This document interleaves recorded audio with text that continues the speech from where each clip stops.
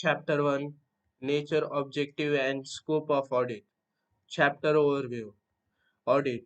In this chapter, we are going to learn about meaning, objective and scope, need and benefits, qualities of auditors, inherent limitations, audit with reference to standards on auditing, SA 200, and lots.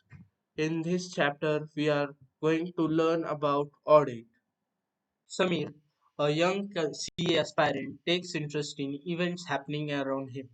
Business and financial dealings of corporate world interest him very much. He regularly reads a newspaper publishing mainly business and economic news. He also keeps track of particularly such news on social media handles. During last 1 year or so, he has seen audited financial results of many companies listed on stock exchange being published in newspaper. He also visited websites of some companies to go through their annual reports. The annual reports also inter alia contained audit reports signed by CA as auditors of companies. He was also eagerly tracking financial results of an IT company. The annual audited results of company were declared on one Friday evening. However, shares of company took a beating on Monday as soon as the market opened. Curiosity led him to find reasons for such an adverse market reaction. He got to know that audited profit of company were below market expectations and auditors had remarked adversely on some matters which was not taken kindly by markets. One of his uncle was expanding business and needs funds to meet business expansion requirements. Anticipating urgent financial need, he approached a bank. Credit officer of bank requested for audited and financial statements of past years of business to consider his loan application. He was also thinking that company must be paying taxes on profit shown in their audited financial statements. A few months back, he was reading a news report pointing out substantial increase in direct taxes collection of government as highlighted in union budget. Higher taxes paid by companies on basis of audited results may have been a significant contributing factor of such increase in direct tax collections. He thought in his mind. He was wondering upon enormous responsibility of auditors in this regards. He kept on pondering over significant role of auditor in economy and national building. Introduction. What do such real life situation highlights? Such instances underline importance of auditing in today's complex business environment. Be it investors desirous of investing their money in companies, shareholders anxious to know financial position of companies they have invested in, banks or financial institutions willing to lend funds to credit-worthy organizations, government desirous of collecting taxes from trade and industry in accordance with applicable law, trade unions negotiating with corporate management for better wages, or insurance companies wanting to settle property claims caused by fire or other disaster ranges of diverse users in equally diverged fields rely upon audit financial statement.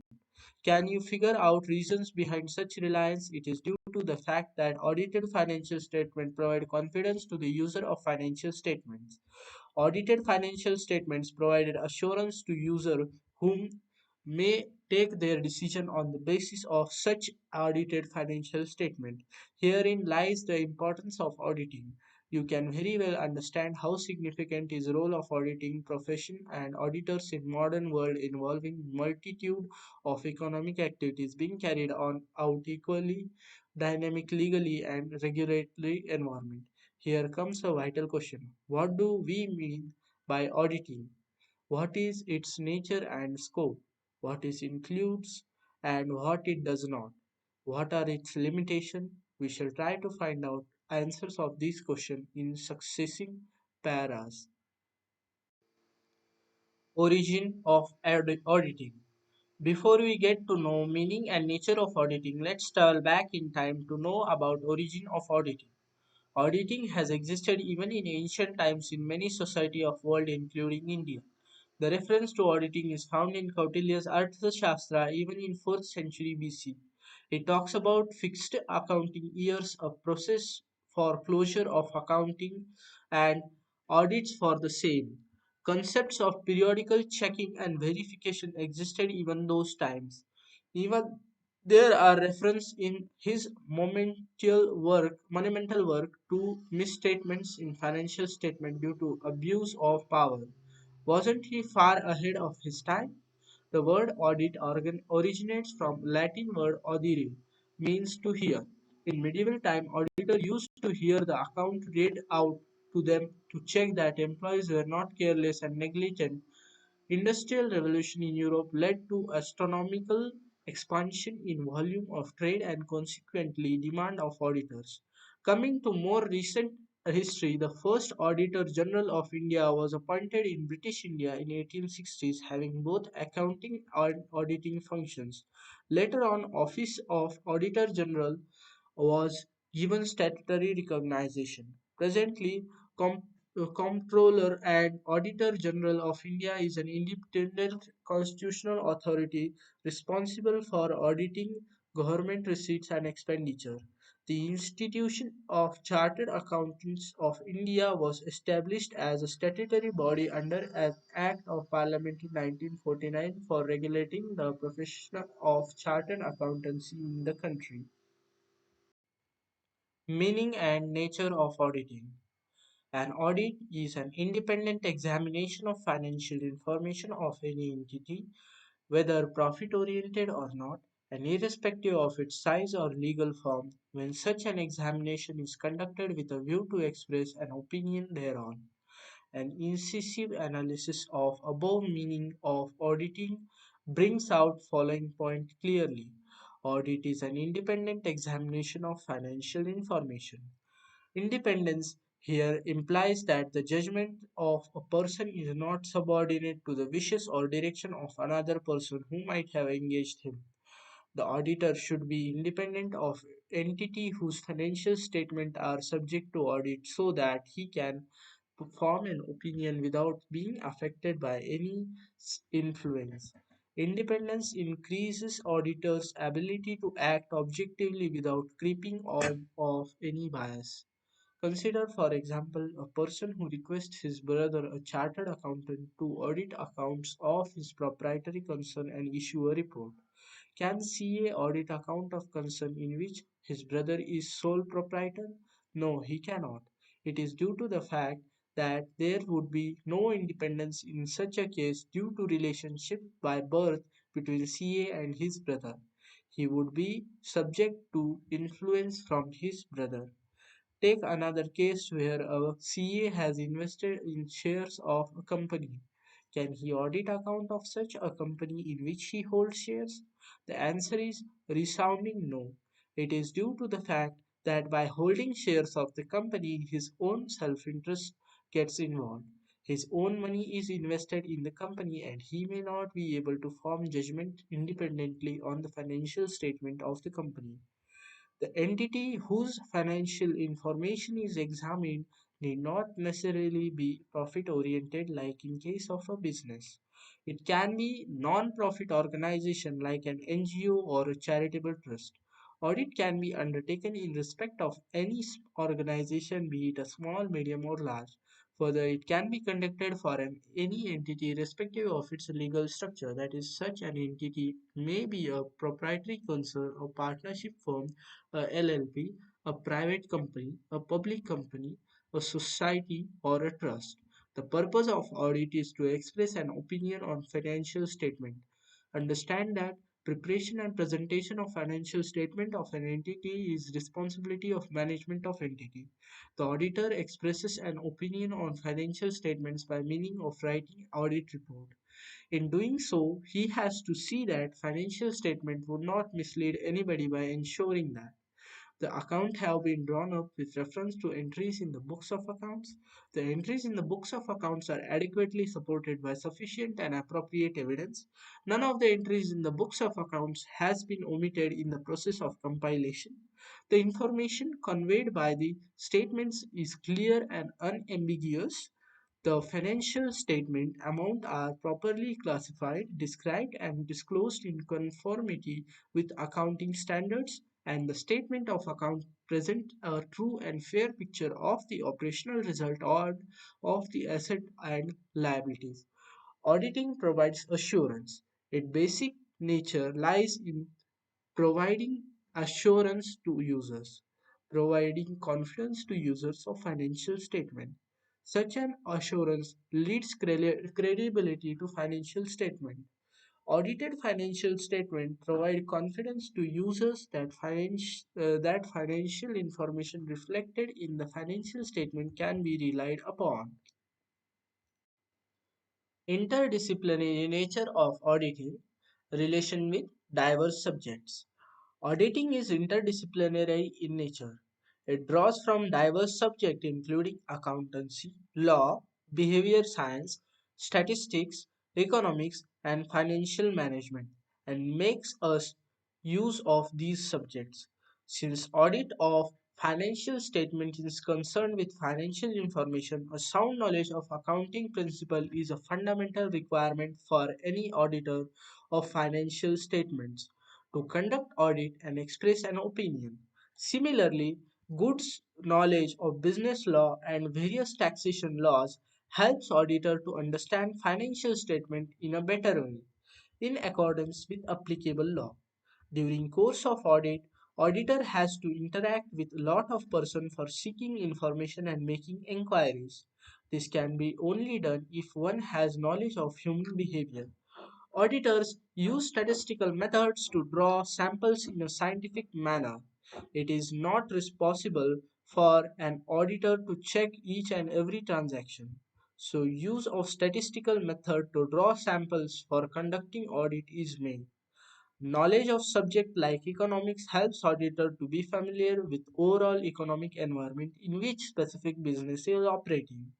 Financial management deals with issues such as funds flow, working capital management, ratio analysis, etc. And an auditor is expected to be knowledgeable about these for applying some of audited procedures and carrying out audit effectively beside knowledge of financial markets comprising in studies of financial management is expected from a professional auditor.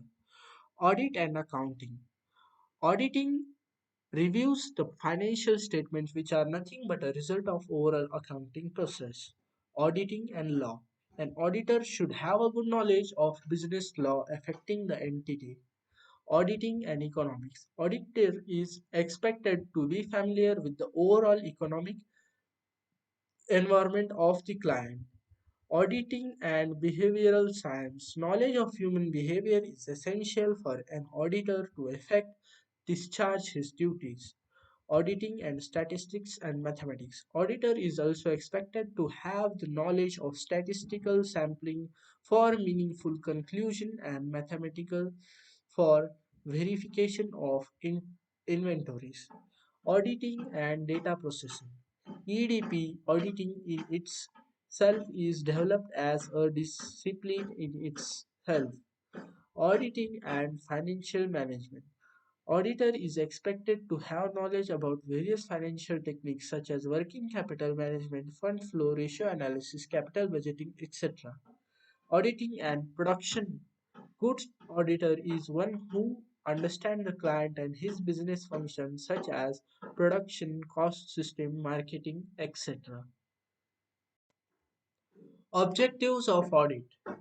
In conducting audit of financial statement, objectives of auditor in accordance with SA 200 is overall objective of the independent auditor and the conduct of an audit in accordance with standards on auditing are to obtain reasonable assurance about whether the financial statement as a whole are free from material misstatement, whether due to fraud or error, thereby enabling the auditor to express an opinion on whether the financial statement are prepared in all material respects in accordance with an applicable financial reporting framework and to report on the financial statements and communicate as required by the SAs in accordance with the auditor's finding. An analysis of above brings out following points clearly. Auditor's objective is to obtain a reasonable assurance whether financial statements as a whole are free from material misstatements, whether due to fraud or error. Reasonable assurance is to be distinguished from absolute assurance. Absolute assurance is a complete assurance or a guarantee that financial statements are free from misstatement. However, a reasonable assurance is not a complete guarantee, although it is a high level of assurance but is not complete assurance. Audit of financial statements is carried out by the auditor with professional competence and skills in accordance with standards of auditing.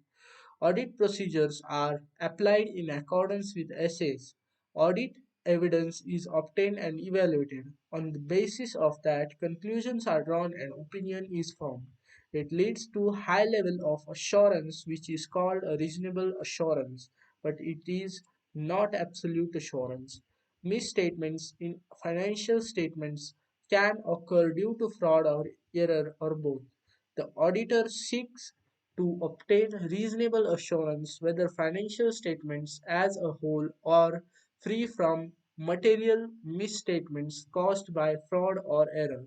He has to see effect of misstatement on financial statement as a whole in totality. Obtaining reasonable assurance that financial statements as a whole are free from material misstatements enables the auditor to express an opinion on whether the financial statements are prepared in all material respect in accordance with an applicable financial reporting framework. The opinion is reported and communicated in accordance with audit findings through a written report as required by standard on audit. You would be studying about these in subsequent part of this chapter. An overview of objectives of audit. First, obtaining a reasonable assurance that financial statements as a whole are free from material misstatement due to fraud or error. Gaining a reasonable assurance leads to formation of opinion whether financial statement prepared in all material aspects in accordance with applicable financial reporting framework. To report on the financial statement. Reporting of opinion in accordance with audit findings. Communication of reporting. Reporting and communication is in accordance with standards on auditing. Scope of audit, what it includes. Scope refers to range or reach of something. The purpose of an audit is to enhance the degree of confidence of intended users in the financial statement. Users of financial statement may be shareholders, employees, customers, government and regulatory authorities, bankers, etc.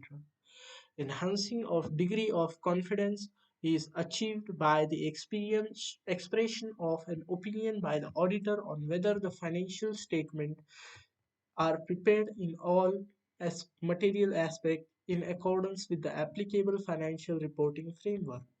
Applicable financial reporting framework means a framework adopted in the preparation and presentation of financial statement that is acceptable in view of the nature of the entity and the objective of financial statement or that is required by law or regulation.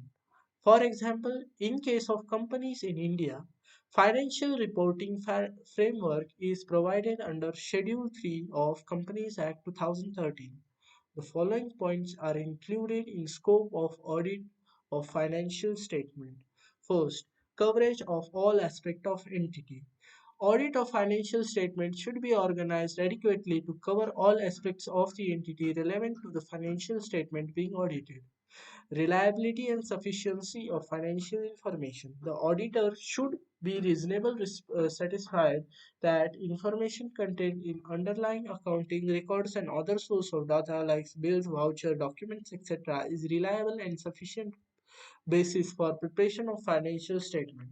The auditors makes a judgment of reliability and sufficiency of financial information by making a study and assessment of accounting statement systems and internal controls and by carrying out appropriate tests and inquiries procedures. Proper disclosure of financial information. The auditor should also discard whether relevant information is properly disclosed in the financial statement. He should also keep in mind applicable statutory requirement in this regards. It is done by ensuring financial statement properly summarize transactions and events recorded therein and by considering the judgments made by management in preparation of financial statement. The management responsible for preparation and presentation of financial statements makes many judgments in this process of preparing and presenting financial statements. For example, choosing of appropriate accounting policy in relation to various accounting issues like choosing method of charging depreciation of fixed asset or choosing appropriate method for valuation of inventory. The auditor evaluates selection and consistent application of accounting policy by management, whether such a selection is proper and whether chosen policy has been applied consistently on a period to period basis. Understand that financial statements of an entity are prepared on historical financial information basis.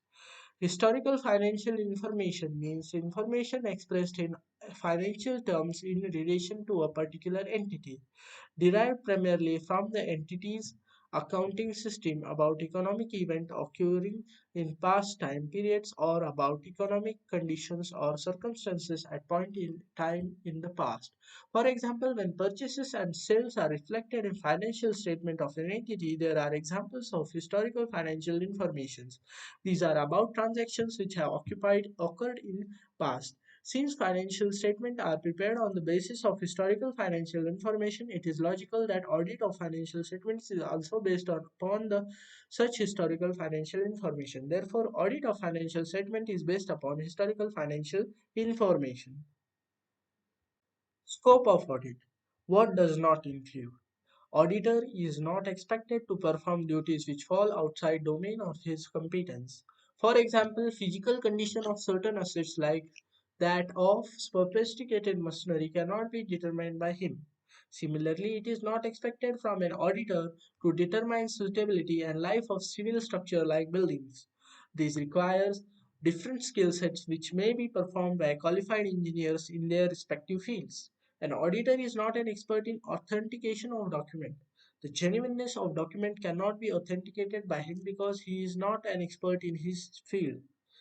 An auditor is not an official investigation into alleged wrongdoings.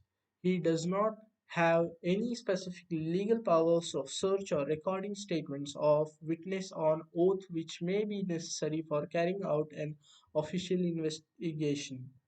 Audit is distinct from investigation. Investigation is a critical examination of the accounts with a special purpose.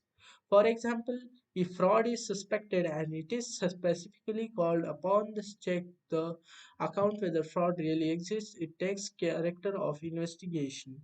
The objective of audit, on the other hand, as has already been discussed, is to obtain reasonable assurance about whether the financial statement as a whole are free from material misstatements, whether due to fraud or errors, thereby enabling the auditor to express an opinion.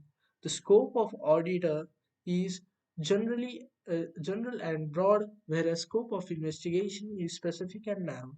An overview of scope of audit. Scope of audit.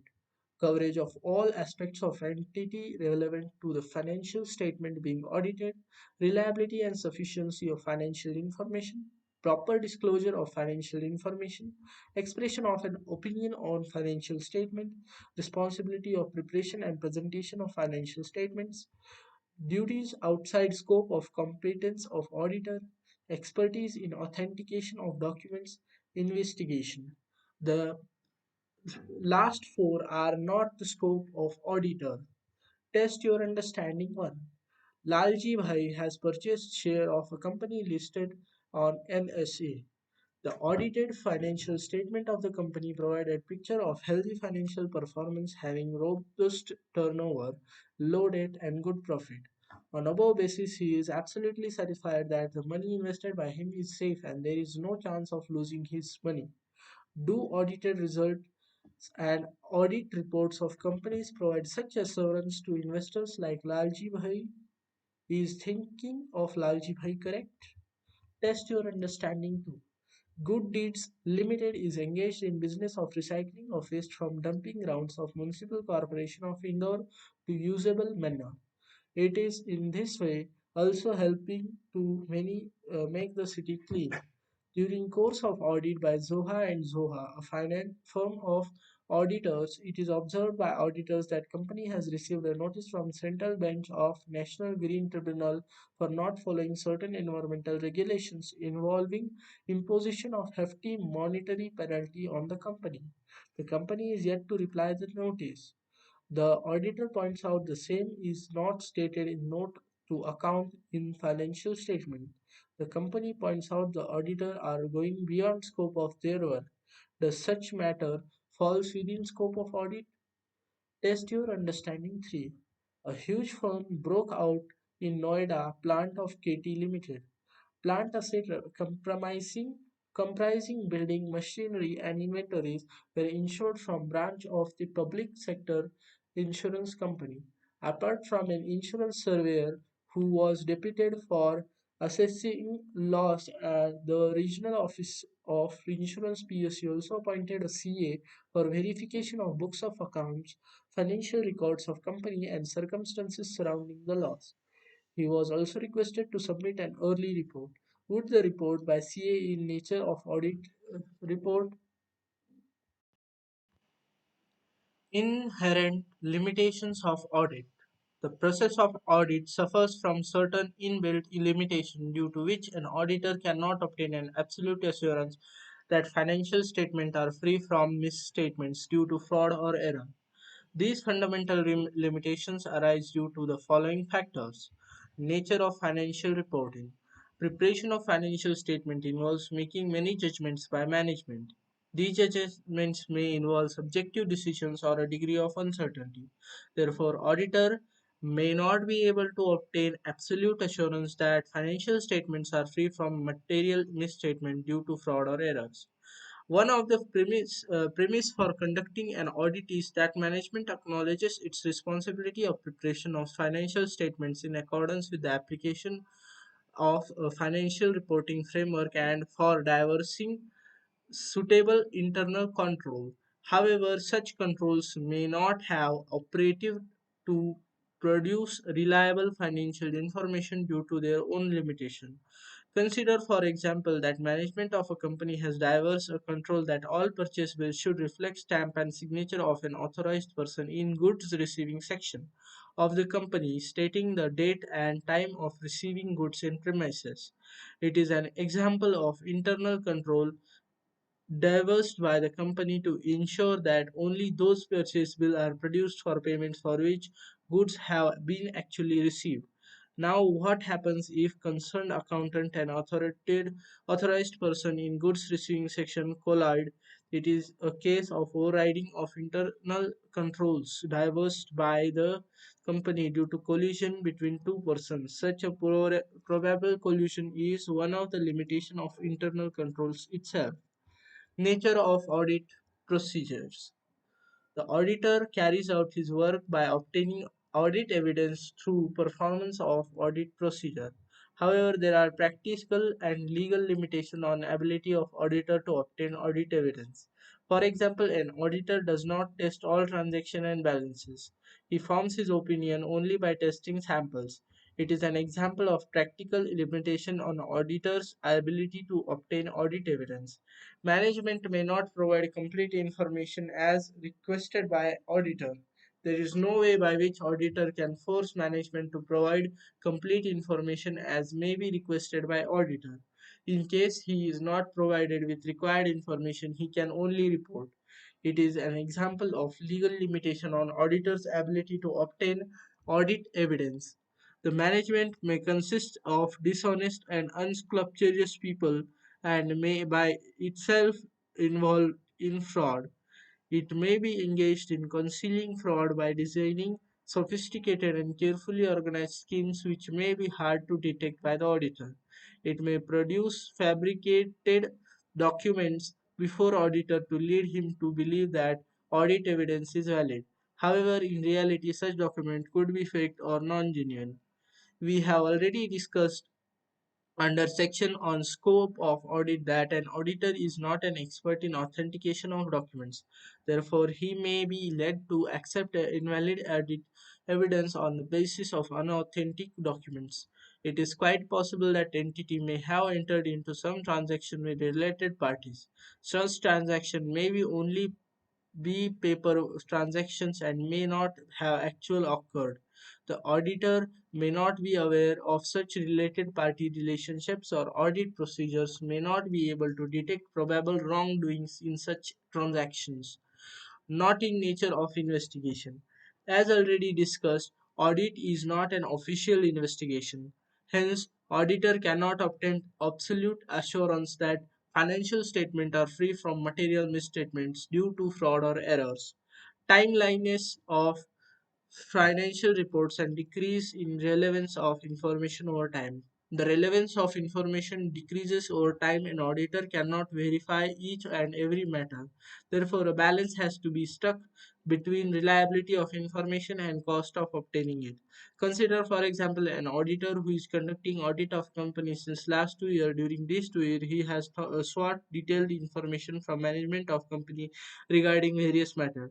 During his third year stint, he chooses to rely upon some information as part of audit procedure of second year. However, it could be possible that something new has happened and that information is not relevant.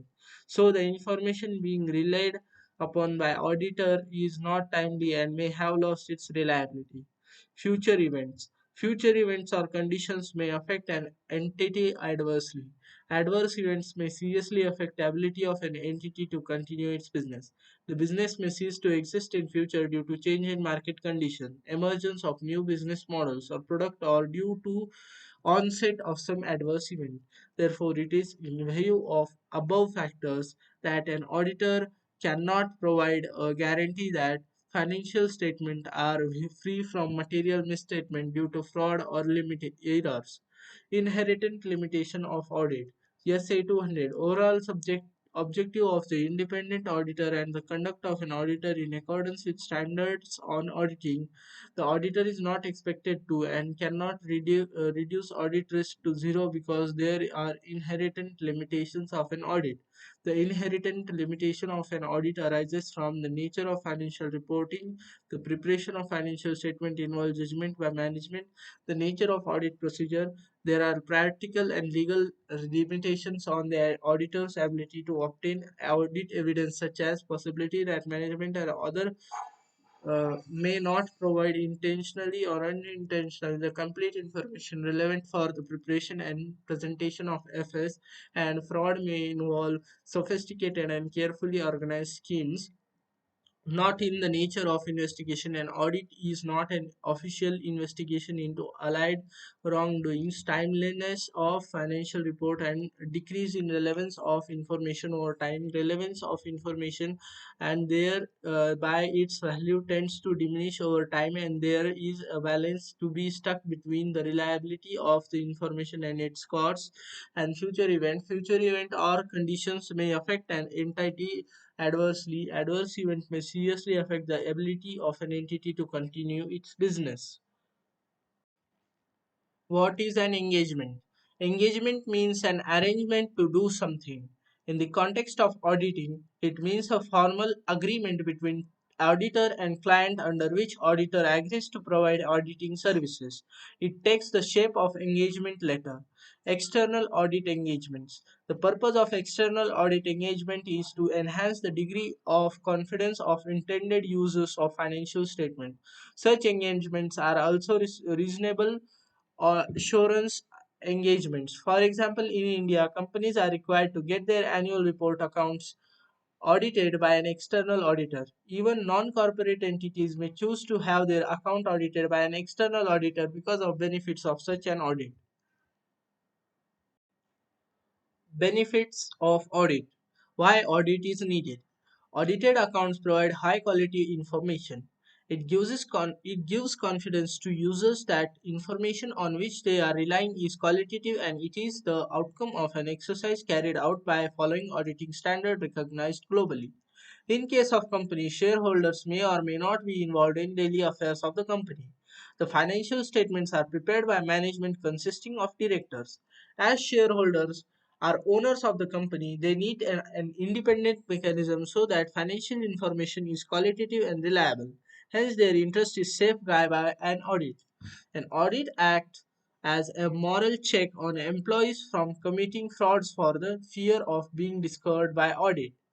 Audited financial statements are helpful to government authorities for determining tax liabilities. Audited financial statement can be relied upon by lenders, bankers for making their credit decision that it whether to lend or not to lend to a particular entity. An audit may also detect fraud or error or both. An audit reviews existence and operations of various controls operating in any entity. Hence, it is useful at point out deficiencies. Audit, mandatory or voluntary. It is not necessary that audit is always legally mandatory. There are entities like companies who are compulsorily required to get their account audited under law. Even non-corporate entities may be compulsorily required audit of their accounts under tax laws. For example, in India, every person is required to get account audited if turnover crosses certain threshold limit under income tax law. It is also possible that some entities like school may be required to get their accounts audited for the purpose of obtaining government grants or assistance from the government. Audit is not always mandatory. Many entities may get their accounts audited voluntarily because of benefits from the process of audit. Many such concerns have their internal rules requiring audit due to the advantages flowing from an audit. Who appoints an auditor? Generally, an auditor is appointed by owner or in some cases by constitutional or governmental authorities in accordance with applicable law and regulations. For example, in case of companies, auditor is appointed by members in annual general meeting, shareholders or owners of a company, and auditor is appointed by them in AGM. However, in case of government companies in India, auditor is appointed by Comptroller and Auditor General of India (CAG), an independent constitutional authority. Take case of a firm who engages an auditor to audit its account. In such a case, auditor is appointed by partners of firm. There may be a situation in which auditor may be appointed by a government authority in accordance with some law or regulation. For example, an auditor may be appointed under tax laws by a government authority. To whom report is submitted by an auditor. The outcome of an audit is written audit report in which auditor expresses an opinion. The report is submitted to person making the appointment. In case of company, these are shareholders. In case of firm, to partners who have engaged him. We shall now discuss understanding reached so far from a case study involving discussion among students regarding nature, scope, limitation, benefits of auditing and other related material. Test your understanding. Ziba Products is a partnership firm engaged in trading of designer dresses. The firm has appointed JJ and Co. chartered accountants to audit their accounts for a year. The auditor were satisfied with control system of firm carried out requiring required procedures and necessary verification. In particular, they carried out sample checking of purchase tracked purchase bills to GST portal and also made confirmation from suppliers. They were satisfied with audit evidence obtained by them as part of audit exercise. An audit report was submitted to the firm giving an opinion that financial statement reflected true and fair view of state of the affair of the firm.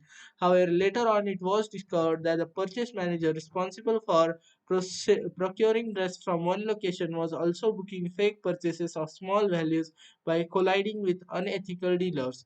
Payments to these dealers were also made in convenience with accountants through banking channels. The partners of the firm blame auditors for futile audit exercise. Are partners of firm correct in their views?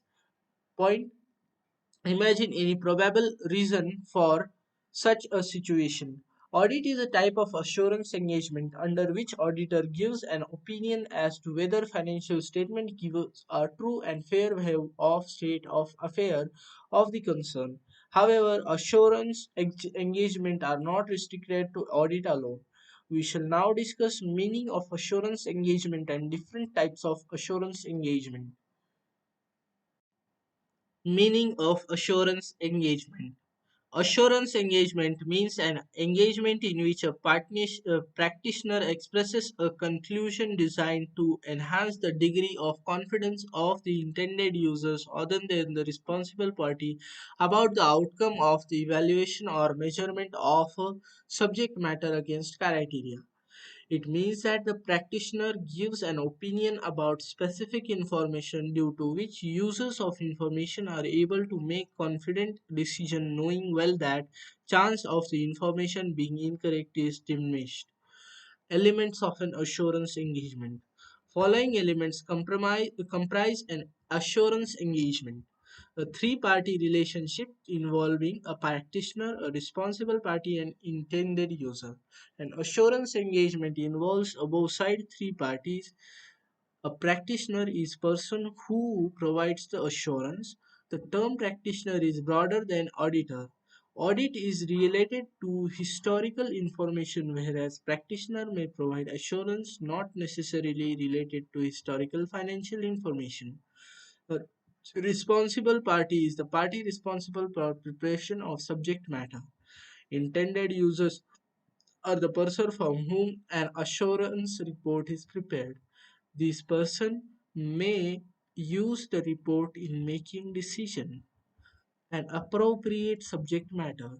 It refers to the information to be examined by the practitioner. For example, financial information contained in financial statement while conducting audit of financial statements. Suitable criteria. These refer to benchmark used to evaluate the subject matter like standard guidelines, laws, rules and regulations.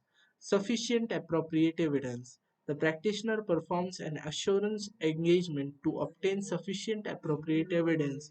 It is on the basis of evidence that conclusions are arrived and an opinion is formed by auditor. Sufficient relates to quantity of evidence obtained by auditor. Appropriate relate to quality of evidence obtained by auditor.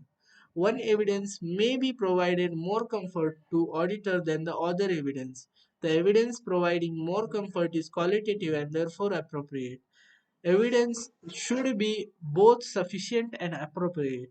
A written assurance report in appropriate form. A written report is provided containing conclusion that conveys the assurance about the subject matter. A written assurance report is the outcome of an assurance engagement. Overview of element of assurance engagement. Element of an assurance engagement.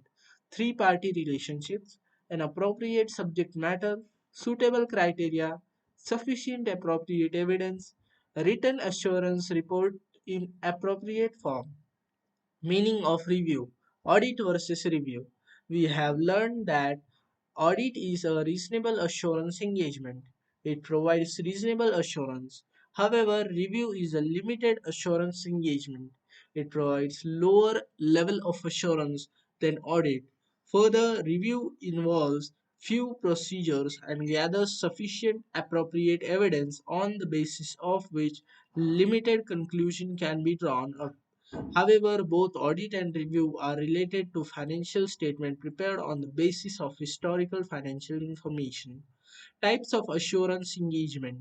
Reasonable assurance engagement versus limited assurance engagement. As already discussed, assurance engagement provides assurance to user. The difference is of degree. Reasonable assurance engagement like audit provided provides a reasonable assurance, which is a high level of assurance. Limited assurance engagement like review provides lower level of assurance than audit. It is only a moderate level of assurance. Reasonable assurance engagement versus limited assurance engagement. Reasonable assurance engagement provide high level of assurance. Limited assurance engagement provides low level of assurance than reasonable assurance engagement. It performs elaborate and extensive procedures to obtain sufficient appropriate evidence. It performs fewer procedures as compared to reasonable assurance engagement.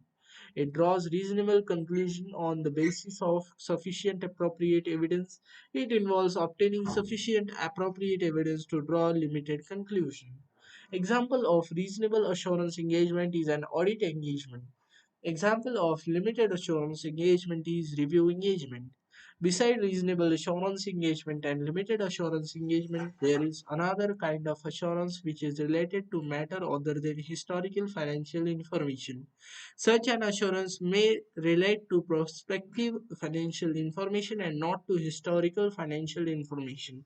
It may relate to provide assurance on internal control in an entity. Prospective financial information means financial information based on assumption about events that may occur in the future and possible actions by an entity. It can be in the form of a forecast or projection or combination of both. It is to be noted that in such type of assurance engagement, examination is not of historical financial information. Here it is important to note the difference between historical financial information and prospective financial information. The former relates to the information expressed in financial terms of an entity about economic events, conditions, or circumstances occurring in past periods. The latter relates to financial information based on assumptions about occurrence of further future events and possible action by an entity. Therefore, historical financial information is rooted in past events which have already occurred, whereas prospective financial information is related to future events. In assurance reports involving prospective financial information, the practitioner obtains sufficient appropriate evidence to the effect that management's assumption on which the prospective financial information is based are not unreasonable. The prospective financial information is properly prepared on the basis of the assumption and it is properly presented and all material assumptions are adequately disclosed. Prospective financial information relates to the future events, while evidence may be available to support the assumptions on which the prospective financial information is based. Such evidence is itself generally future oriented. The auditor is therefore not in a position to express an opinion as to whether the results shown in the prospective financial information will be achieved. Therefore, in such an assurance engagement, practitioner provides a report assuring that nothing has come to practitioner's attention to suggest that these assumptions do not provide a reasonable basis for the projection. Hence, such type of assurance engagement provides only a moderate level of assurance. Examples of assurance engagement: audit of financial statements, review of financial statements, examination of prospective financial information, report on controls operating at an organization. Types of assurance engagement: reasonable assurance engagement, limited assurance engagement, provides assurance regarding responsibility of assumption forming basis of projections and related matters, provides assurance regarding design and operation of control. Test your understanding file. The management of exotic tours and travels limited requests its auditor Raja and Co to provide an assurance report on the financial information for first quarter of year by skipping required detailed procedures. Can Raja and Co provide such a report? What would be the nature of such a report? What it be necessary for them to obtain sufficient appropriate evidence in such a case? Qualities of auditor. An auditor is concerned with the reporting of financial matters of business and other institutions. Financial matters inherently are to be set with the problems of human fallibility, errors, and frauds are frequent. Tact, caution, firmness, good temper, integrity, discretion, industry, judgment, patience, clear headedness, and reliability are some of the qualities which an auditor should have. In short, all those personal qualities that go to make a good businessman contributes to the making of a good auditor. In addition, he must have the shine of culture for attaining a great height. He must have the highest degree of integrity backed by adequate independence. The auditor who holds a position of trust must have the basic human qualities apart from the technical requirement of professional training and education. He is called upon constantly to critically review financial statement, and it is obviously useless for him to attempt that task unless his own knowledge is that of an expert. An exhaustive knowledge of an accounting in all its branches is the sine qua non of the practice of audit. He must know thoroughly all accounting principles and techniques. Engagement and quality control standards. An overview. The following standards issued under authority of ICAI Council are collectively known as engagement standards. Standards on audit, which apply in audit of historical financial information. Standards on review management, which applies in review of historical financial information.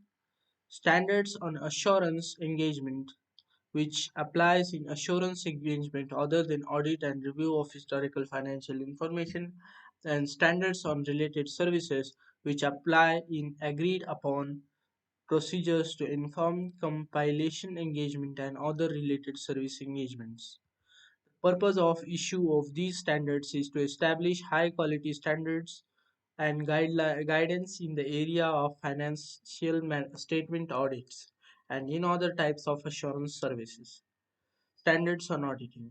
Standards on auditing applies in the context of an audit of financial statement by an independent auditor. It is important to remember that standards on audit apply in audit of historical information. These establish high quality benchmarks and are followed by auditors in conducting an audit of financial statement. Standards on audit have been issued on wide spectrum of issue in the field of auditing ranges from overall objectives of independent audits.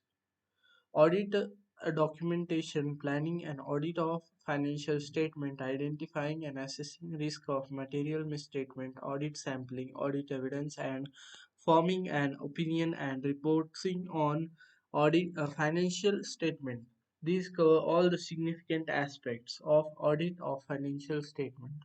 Some example of standards on auditing are SA 200 overall objectives of the independent auditor and the conduct of an audit in accordance with standards on auditing. SA 230 audit documentation. SA 315 identifying and assessing the risk of material misstatement through understanding the entity and its environment. SA 500 audit evidence, and revised SA 700 forming an opinion and reporting on financial statements. Standards on review engagement. Standards on review engagement apply in the context of review of financial statements. We have already understood that review is a limited assurance engagement and it provides assurance which is lower than that provided by audit. It is due to the fact that review involves fewer procedures as compared to audit. Since a review also provides assurance to users, it also involves obtaining sufficient appropriate evidence. For example, when an auditor performs review of interim financial information of an entity, example of standards on review and engagements are SRE 24100, that is 2400, revised engagements to review historical financial statements. SRE 2410, review of interim financial information performed by the independent auditor of the entity. It is to be noted that both standards on auditing and standards on review engagement apply to engagements involving historical financial information. Standards on assurance engagement. There is another set of standards on assurance which applies in assurance engagement dealing with the subject matter other than historical financial information. Such assurance engagement do not include audit or review of historical financial information. These standards are known as standards on assurance engagement. For example, an assurance engagement relating to examination of prospective financial information. It is to be noted that in such types of assurance engagement, examination is not of historical financial information or engagement may relate to providing assurance regarding non-financial matters like design and operation of internal control in an entity.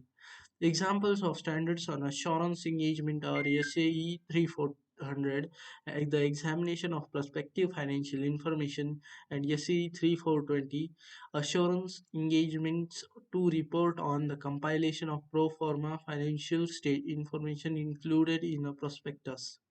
Standards on related services. Lastly, there are standards on related services. These standards apply in engagement to perform agreed upon procedures regarding financial information. For example, an engagement to perform agreed upon procedures may require the auditor to perform certain procedures concerning individual item of financial data, say accounts payable, accounts receivable, purchases from related parties, and sales and profit of a segment of an entity or a financial statement, say a balance sheet or even a complete set of financial statements. An engagement in which practitioner may be called upon to assist management with the preparation and presentation of historical financial information without obtaining assurance on that information. Such type of compilation engagement falls in the category of related services, and practitioner issues a report clearly stating that it is not an assurance engagement and no opinion is being expressed. These types of services are called related services, and standards have been issued to deal with practitioner responsibility in this regard. Example of standards on related services are SRS 440, engagement to perform agreed upon procedure regarding financial statement, and SRS 4410, revised compilation engagements. It is to be clearly understood that all the above standards, that is, standards on auditing, standards on review engagement, standards on assurance engagement, and standards on related services, are collectively known as engagement standards. Engagement standards issued under the authority of Council of ICAI deals with the responsibilities of auditor practitioner. 15.5, standards on quality control. Standards on quality control have been issued to establish standards and provide guidance regarding a firm's responsibilities for its system of quality control for the conduct of audit and review of historical financial information, and for other assurance and related services engagement. SQC1 has been issued in the regard it requires auditors practitioners to establish system of quality control so that firm and its personnel compile with professional standards and regulatory and illegal requirements and reports issued are appropriate. Its basic objective is that while rendering services to which engagement standards apply, there should be a system of quality control with it a firm to ensure compiling with professional standards legal requirements. System of quality control ensures issuing of appropriate reports in these circumstances. Further, it is also to be remembered that standards of quality control are to be applied for all services covered by engagement standards. Why are standards needed? Standards ensure carrying out of audit against established benchmark at par with global practice. Standards improves quality of financial reporting, thereby helping users to make diligent decisions. Standards promote uniformity as audit of financial statements is carried out following these standards. Standards equip professional accountants with professional knowledge and skills. Standards ensures audit quality. Duties in relation to engagement and quality control. Standards. It is the duty of professional accountants to see that standards are followed in engagements undertaken by them. Ordinarily, these are to be followed by professional accountants. However, a situation may arise when a specific procedure as required in standards would be ineffective in a particular engagement. In such a case, he is required to document how alternative procedures perform achieve the purpose of required procedure. Also, reason for departure has also to be documented unless it is clear. Further, his report should draw attention to such departure. It is also to be noted that a mere disclosure in the report does not absolve a professional accountant from complying with applicable standards. Overview of engagement and quality control standards. Engagement and quality control standards. Checkbox. Standards on auditing apply in audit of historical financial information. Check. Standards on review engagements apply in review of historical financial information. Check. Standards on assurance engagement apply in engagements dealing in matters other than historical financial information. Check. Standards on related services applies in engagement in performance agreed upon procedures regarding financial information and other services like assisting management in preparation and presentation of financial statement. Check. Standards on quality control apply for all service recovered by engagement standards, that is SAs, SREs, SAEs and SRS. Duties of professional accountants to follow standards. If not followed, reason for departure to be stated in report. Test your understanding 6. CAP Babu is conducting audit of financial statement of Quick Buy Private Limited. He was not able to obtain external confirmation from certain data due to practical difficulties and peculiar circumstances. However, such a procedure is mandated under one of the standards on auditing. Unable to obtain external confirmations from these data, she relied upon sales detail to these parties, e-invoices, e-way bills, and also traced payments from these parties in bank accounts of the company. He was reasonably satisfied with the audit evidence obtained. Is there any other reporting duty cast upon him relating to not follow a mandate procedure in one of the standards on auditing? Summary. An audit is an independent examination of financial information of any entity, whether profit oriented or not, and irrespective of its size or legal form. When such an examination is conducted with a view of expressing an opinion thereon, an audit provides assurance. It provides confidence to the user of financial statement. Assurance is provided by audit by means of written audit report. The basic purpose of an audit of financial statement is to express an opinion on the financial statements. The independent audit of a financial statement provides reasonable assurance. It is to be distinguished from absolute or complete assurance. However, reasonable assurance is a high level of assurance. An auditor is not expected to perform duties falling outside scope of his competence. There are inherent limitations in process of audit due to nature of financial reporting itself. Nature of audit procedure. Audit not being in nature of investigation and other factors. It is due to these reasons audit does not provide absolute assurance. Audit is a type of assurance engagement. It is a reasonable assurance engagement. Assurance engagement means an engagement in which a practitioner expresses a conclusion designed to enhance the degree of confidence of the intended users other than the responsible party about the outcome of the evaluation or measurement or subject matter against criteria. Assurance engagement consists of five elements consisting of a three-party relationship, an appropriate subject matter, suitable criteria, sufficient appropriate evidence, and a written assurance report in the appropriate form. Limited assurance engagement provides lower level of assurance than reasonable assurance engagement. Audit is a reasonable assurance engagement. Review is a limited assurance engagement. Assurance engagement consists of reasonable assurance engagement, limited assurance engagement, and assurance engagement dealing with matters other than historical financial information. Standards on auditing, standards on review engagement, standards on assurance engagement, and standards on related services are collectively known as engagement standards. These deals with responsibilities of auditor practitioner.